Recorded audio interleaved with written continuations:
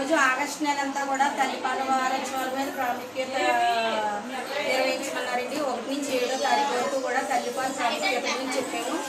అలాగే గర్భిణీ స్త్రీని, బాలింతల్ని, 6-3 సంవత్సరాల పిల్లల తల్లులందరినీ కూడా గ్యాదర్ చేసి తల్లిపాల యొక్క ప్రాముఖ్యత వివరించడం జరిగింది.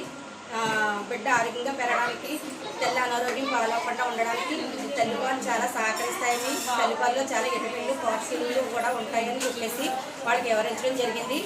మన కొత్త ప్రభుత్వం వచ్చిన తర్వాత ఇదే ఫస్ట్ ఈవెంట్ అండి తల్లిపాల మీద. ఈరోజు తల్లిలందరం వచ్చి తల్లికి జయప్రదం చేయడం జరిగింది. 4 రోజుల్లో చదువుకుని ఉండేవారు. కాకపోతే ఇప్పుడు అందరూ కూడా BA డిగ్రీ చేసిన వాళ్ళు, వాళ్ళకి అన్నీ తెలుస్తున్నాయి.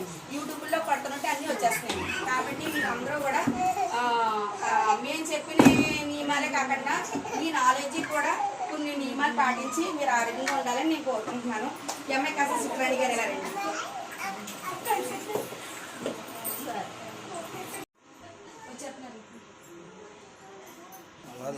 ఫోటో కింద బాక్స్